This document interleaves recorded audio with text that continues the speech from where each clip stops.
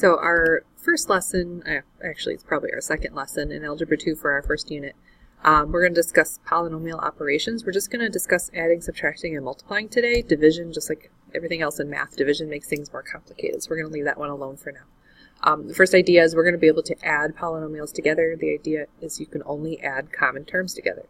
So if you're lucky enough where they're written where the common terms are above each other, you can just simply add those up together.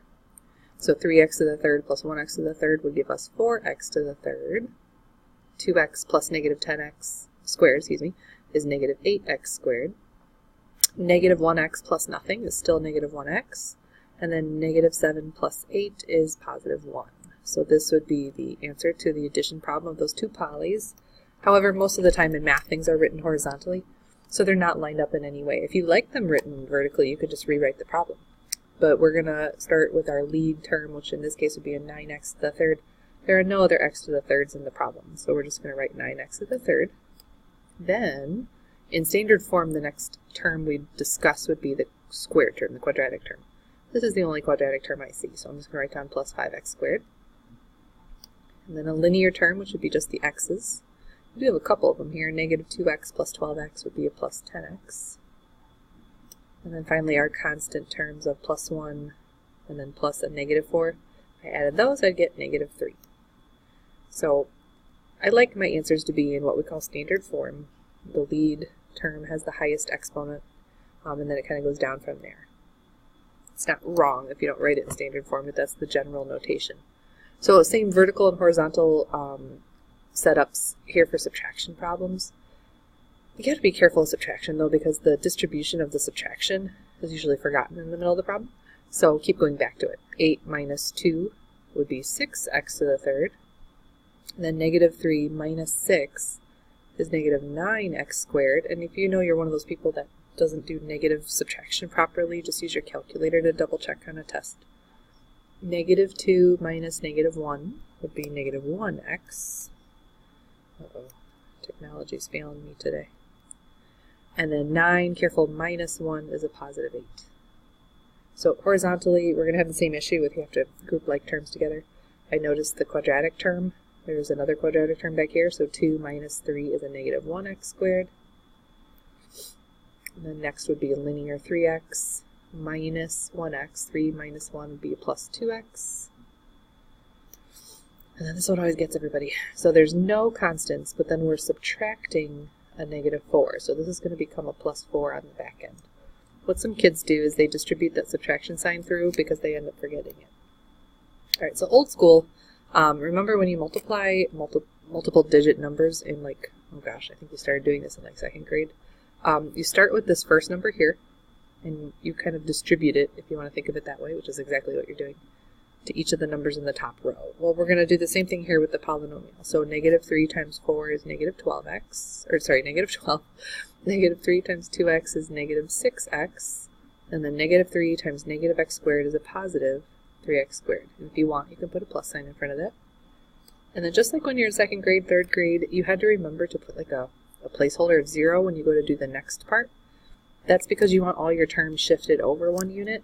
And when you're working in base 10 number system, that's because you were really multiplying by like 50 or 40 or 10. Not 10. But that's because that it works out, so your columns are going to line up and add up with common pieces of that number for your final product. But let's take this x and we're going to distribute it to the top poly again. So x times 4 is plus 4x. See how they're nice and lined up with their like terms? X times 2x is plus 2x squared. X times 2x. And then x times negative x squared is negative x to the third. So, whoops, now everything's beautifully lined up here. I have negative x to the third, and then combining these I get plus 5x squared. Combining these I get negative 2x, and a minus 12. So that vertical setup for a multiplication problem is pretty nice, but typically that's not the way things are written. So if you're too lazy to rewrite the problem, which I am, and I have a horizontal setup, I'm just going to deal with the distribution horizontally. So I'm going to take the x and I'm going to multiply it to each number in the second polynomial, which is essentially what you're doing in the other version of multiplication. So x times 3x squared is 3x to the third. And then x times negative 2x is minus 2x squared. X times negative 4 is a minus 4x. Now we're only half done, because now you have to take this negative 3 and distribute it into that polynomial. But I do have a bit of a shortcut. Since I know I'm going to be collecting like terms, let's go ahead and write our like terms underneath the other terms, instead of just keeping like a gigantic horizontal problem here. So negative 3 times 3x squared is negative 9x squared. I'm going to choose to write that right here, underneath the other x squared. Negative 3 times negative 2x is a plus 6x. And then negative 3 times negative 4 is a plus 12. Since there is no constant term, I'm just going to kind of write it off to the side. And now when I add together my like terms, I get 3x to the third minus 11x squared plus 2x plus 12. So that's kind of a nifty trick. I actually stole that from a student a few years ago where they said, let's just line up our like terms and then you don't have to go searching for them. I thought that was brilliant. See? Something new. These can get kind of exciting. So we have a binomial times a binomial times a binomial, which isn't too bad, except we have to do it in stages. So what I suggest you do is box in the last two binomials, and let's quickly FOIL those together. So if I did x times x, I'd get x squared. And then I have 3x plus a 4x, which will combine to a 7x. And then 4 times 3 is 12. So this blue box and x squared plus 7x plus 12 are really saying the same thing. But remember, we still have an x minus 1 out in front. So now we get to have fun with that thorough distribution. So just like we did on the last problem, the x is going to get multiplied to everybody. So that gives me an x to the third plus 7x squared plus 12x. And then same thing with the negative 1.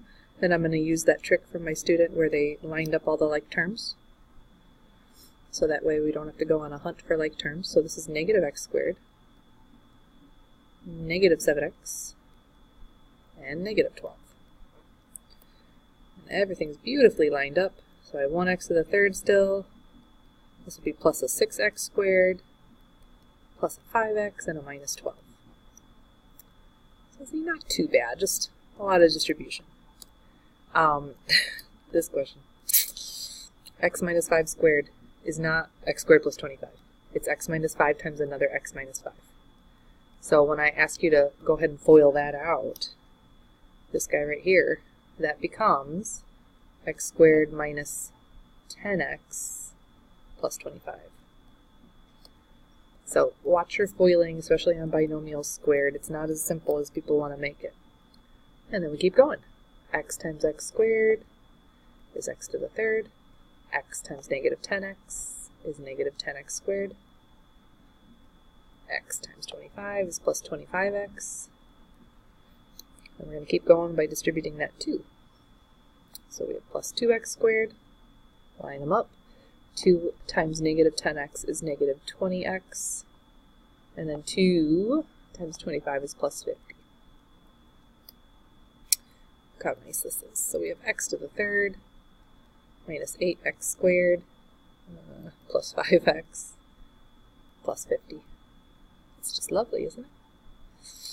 So, not too bad. Oddly enough, kids don't miss the multiplication as much as they miss the subtraction. And I think that's just because of, like, they're not paying attention, that they're subtracting the whole time. So here's some patterns that you're welcome to memorize, but you know me, I'm not real great at memorizing patterns. So when I see a binomial squared, I just always think of it as x plus 2 times another x plus 2, and then I FOIL it out. So x times x is x squared, and then plus 2x plus another 2x is plus 4x. That's where that part of the pattern's coming in, by the way. And then 2 times 2 is plus 4.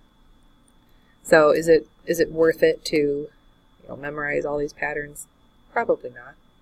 3x minus 4 times another 3x minus 4. Just FOIL them out. 3x times 3x is 9x squared. Now on the outside-inside term, I have a negative 12x plus another negative 12x. Those don't cancel. They end up giving you negative 24x in the middle. And then negative 4 times negative 4 is a plus 16. We see that pattern happening a lot in algebra, so if you really love memorizing stuff, go ahead. And here's that conjugate pattern that we saw a lot of in the last semester. X times x is x squared, but then plus 7 and minus 7 in the middle, those will cancel. And then 7 times negative 7 is negative 49. So if you recognize that it's the conjugate pattern and you want to save yourself time, that's fine.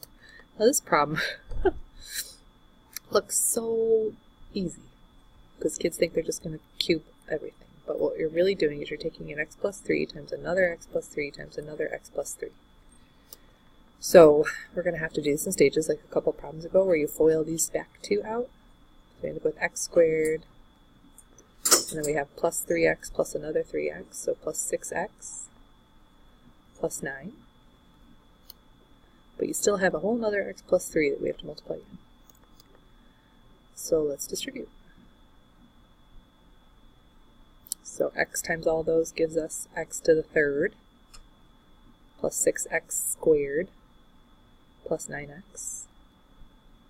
And then keep going with the 3. So 3 times all these. Let's see, plus 3x squared, which I'm going to line up with the other x squared.